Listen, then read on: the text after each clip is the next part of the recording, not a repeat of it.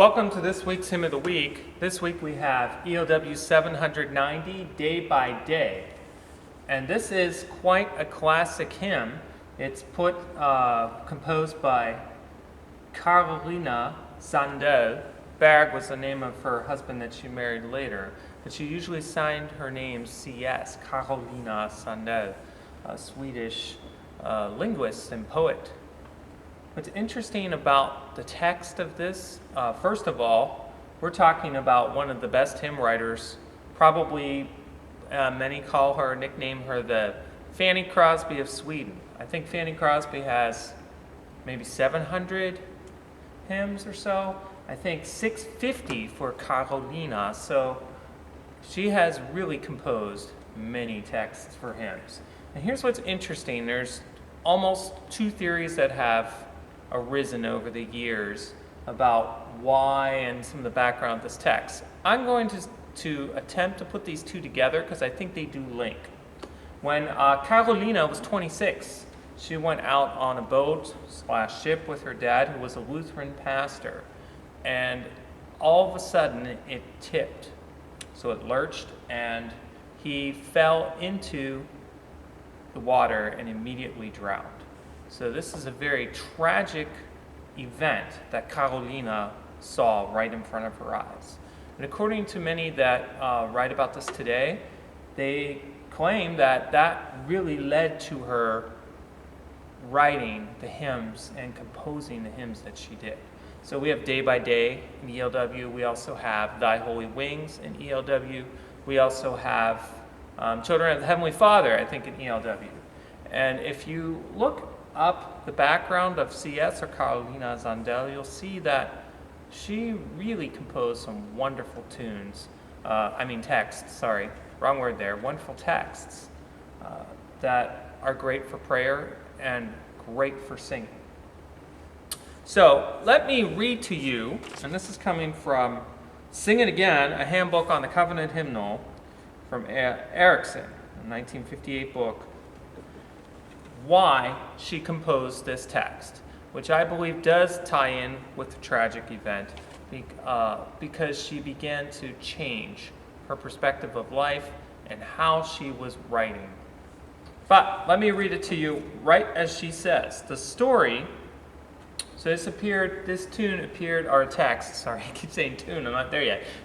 appeared as an illustration to a story that she wrote for calendar Kors Lohmann. So, here it is. The story was about a clock that decided to stop. The dial decided to find out why and discovered that the pendulum had become bored and was tired of swinging back and forth 86,400 times each day. The dial suggested swinging 6 times. The pendulum found that to be acceptable, but said, "It's not 6 times or 60, it's the thought of 6 million that disturbs me." To this, the dial responded, "But bear in mind that while in a single moment you can think of the 6 million swings you must make in a lifetime, only one at a time will be required of you. And no matter how often you must go through the same movements, you will be given a moment for each one." The pendulum was convinced and went back to work. Sandell then said that it is foolish to put future burdens upon each present moment. We are given only a day at a time, and for each new day, new grace, new strength, new help.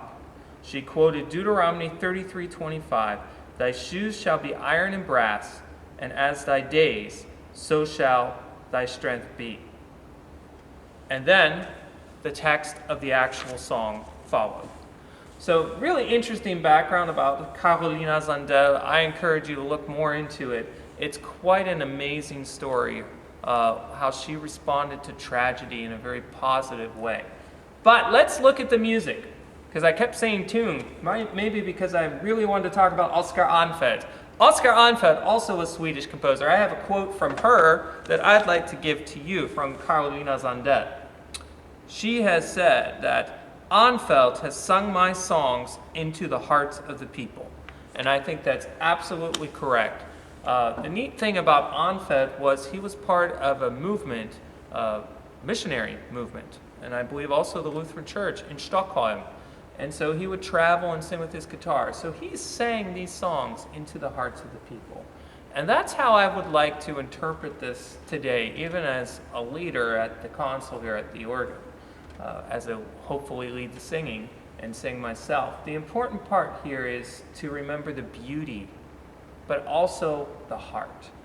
Another interesting little fact about this, Oscar Armfeld, who created the music, and this really lends it's a great tip for singing this, is he asked to balance it out syllabically a bit. So when you sing this, it's very easy to feel like you're getting to the end of the line and you're just plopping that note on.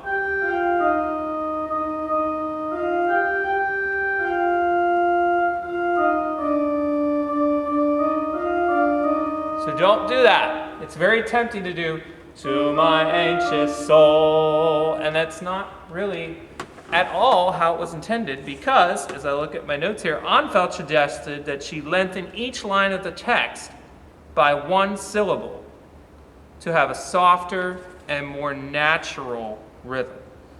And that is coming, quote-wise, also from an email from Per Harvin. So I want to make sure I get the source right there. So interesting there, and interesting the form that we have an A, so the line repeats itself, then a B, and then an A.